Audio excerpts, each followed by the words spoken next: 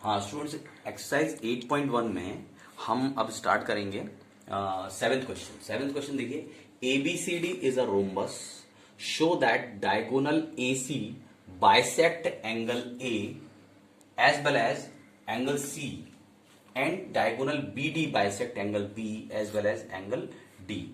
तो इसके दो पार्ट हो गया, दो पार्ट में आपको प्रूव करना है। अब इसमें पहले गिवन क्या है, इसमें क्या करना है आपको, एबीसीडी एक रोम्बस दिया हुआ है, इसमें जो डायगोनल एसी है वो इसको बाइसेक्ट कर रहा है, एंगल ए को ये प्रूव करना है और एंगल सी को भी बाइसेक्ट कर रहा है। इसका मतलब है इसके दोनों एंगल्स को भी इक्वल प्रूव करना है। इन द सेम मैनर आप इसमें एक बीडी पर डायगोनल खींचेंगे, वो बीडी इन दोनों एंगल्स को बाइसेक्ट कर रहा है, ये प्रूव करना है। ठीक है, तो आप पहले लिख लो गिवन क्या होगा, गिवन क्या है, ये दिया है ABCD is a rhombus. Rhombus दिया है तो रोम्बस की सारी प्रॉपर्टीज इसमें लगेंगी। रोम्बस की जो प्रॉपर्टी है क्या, कि उसकी सारी साइड्स इक्वल होती हैं, तो वो प्रॉपर्टी हम यूज करेंगे यहाँ पे और प्रूव करेंगे। टू प्रूव क्या क्या करना है, पहला सो करना है कि angle A C bisect diagonal AC bisects angle A as well as angle C. ऐसे ही दूसरा क्या प्रूव करना है कि diagonal AC BD, this is BD bisects angle B as well as angle D। ठीक है, तो हम क्या करते हैं, ये दोनों पार्ट्स बिल्कुल एक सेम प्रोसेस से ही होने हैं, तो हम एक पार्ट इसका प्रूव करके मैं आपको दिखाता हूं और एक आपके लिए छोड़ता हूं, तो आप इसको बिल्कुल सेम उसी तरीके से प्रूव कर लेंगे। मैं एसी डायगोनल मैंने खींच दिया है और यहां पर मैं एंगल्स बना देता हूं इसके।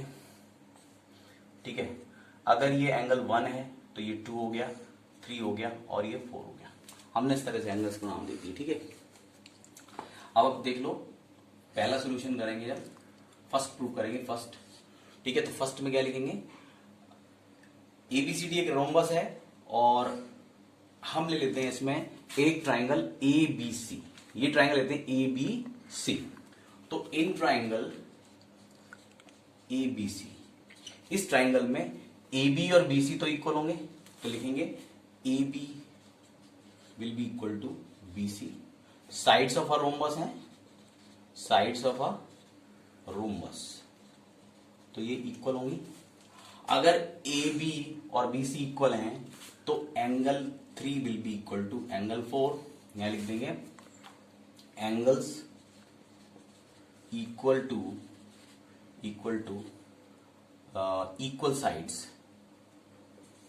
Equal sides of a triangle will be equal. ठीक है, तो एंगल 3 एंगल 4 इक्वल होंगे एंड इन ट्राइंगल, एक दूसरा ट्राइंगल ले लेंगे एडीसी, इन ट्राइंगल एडीसी, तो इसमें लेंगे AD will be equal to DC. AD और डीसी इक्वल होंगे तो लिखेंगे angle 1 angle 2 will be equal to angle 1, चाहे एंगल 1 इक्वल टू एंगल 2 या एंगल 2 इक्वल टू एंगल 1, या लिख देंगे sides of a rhombus, sides of a rhombus ये भी है, तो साइड्स ऑफ अ रोम्बस यहां लिखेंगे।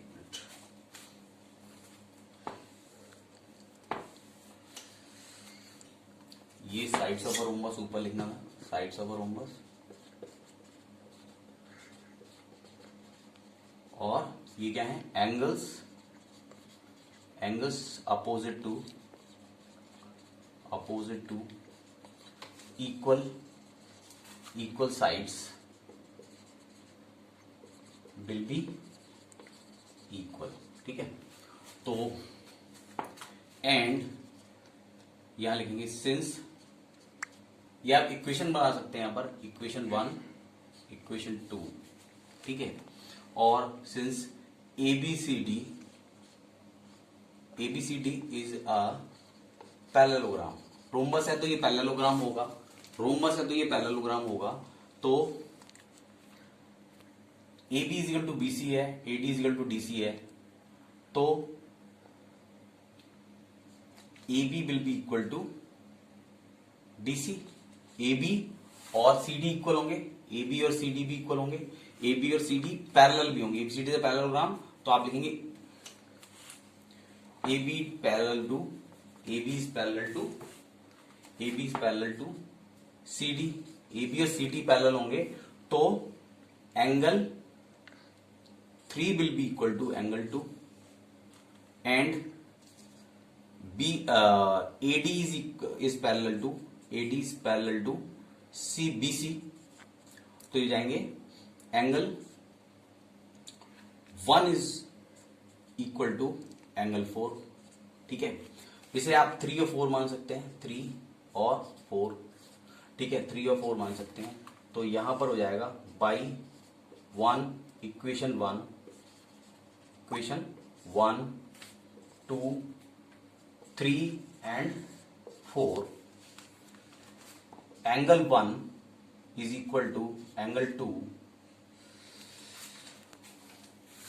Is equal to angle 3 is equal to angle 4, ठीक है। अरे देखें तो ये सारे एंगल्स इक्वल हो गए, all angles are equal, so we can write, तो we can say angle 1 will be equal to angle 3 and angle 2 is equal to angle 4, ठीक है। ये दोनों एंगल्स इक्वल हैं, ये दोनों एंगल्स भी इक्वल हैं, so AC will bisect angle A and angle C as well, ठीक है। ये दोनों को बाइसेक्ट करेगी, साफ है, एंगल 1 और 3 और 2 और 4 दोनों इक्वल हैं। इसी तरह से आप इसका सेकंड पार्ट भी प्रूव कर सकते हैं, ठीक है। तो सेकंड पार्ट मैं आपके लिए छोड़ रहा हूं, तो आप सेकंड पार्ट इसका सेम इसी तरीके से प्रूव करिएगा। तो स्टूडेंट्स 8th क्वेश्चन देखिए आप, ABCD is a rectangle in which diagonal AC bisect angle A as well as angle C. Show that angle ABCD is a square, और दूसरा diagonal BD bisect angle B as well as angle D. तो इसमें क्या है, ABCD एक rectangle दिया हुआ है, आपको क्या दिया हुआ, पहले क्या है, व्हाट इज गिवन, आप इसे लिखते जाओगे तब भी हो जाता है। गिवन क्या है, ABCD is a rectangle, is a rectangle, एक तो ये दिया हुआ है, रेक्टेंगल है तो इसकी आमने सामने की इक्वल, जो अपोजिट साइड्स हैं वो इक्वल होंगी, ठीक है। और दूसरा दिया है कि AC bisects, diagonal AC bisects, diagonal, दूसरी चीज दी है diagonal AC bisects angle A as well as angle C, ठीक है। दो चीजें दी हैं, फर्स्ट प्रूव करेंगे, जब फर्स्ट प्रूव करेंगे in rectangle ABCD, rectangle ABCD में angle 1 is equal to angle 2, ठीक है, और इसको कह सकते हैं, और angle 1 plus angle 2 is equal to 90 degree होगा ना, ठीक है। तो अगर एक एंगल निकाला जाए, दोनों इक्वल हैं, दोनों इक्वल हैं, तो एंगल 1 कितना हो जाएगा, angle 1 is equal to angle 2 है, तो एंगल 1 कितना हो जाएगा, 45 डिग्री हो जाएगा, हाफ हो जाएगा इसका। तो अगर एक एंगल, इसी तरह से angle 3 will be equal to angle 4 और angle 3 is equal to angle 4, angle 3 plus angle 4 is equal to 90 degree. तो ये क्या हो जाएगा, एंगल 3 और angle 4, angle 3 is equal to angle 4 is equal to 45 degree हो जाएगा।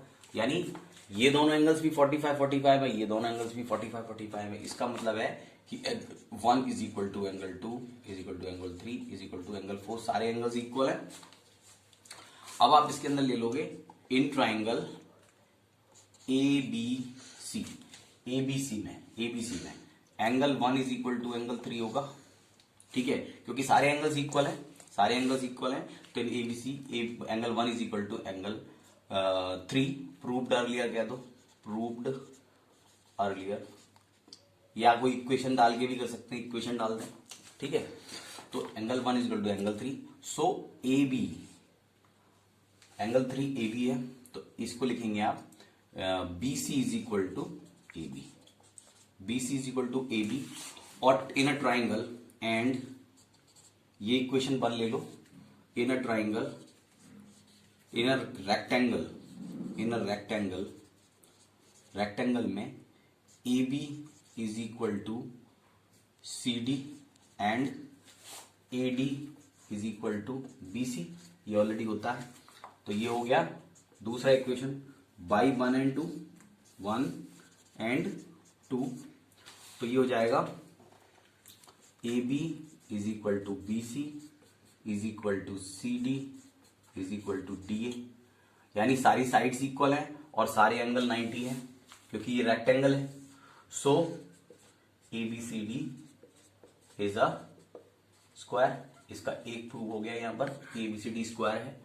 और दूसरा है diagonal A C bisect angle A as well as angle C, तो नहीं, डायगोनल बी डी बाइसेक्ट, आपको बी डी को भी प्रूव करना है, तो आप इसे प्रूव ना करके इसमें इतना लिख सकते हैं, if A B C D is a square, अगर ए बी सी डी एक स्क्वायर है, then diagonal B D,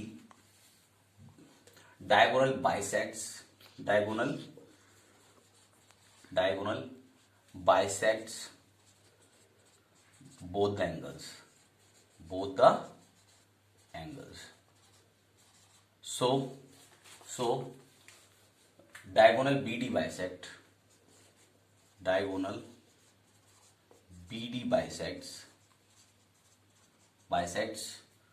angle B as well as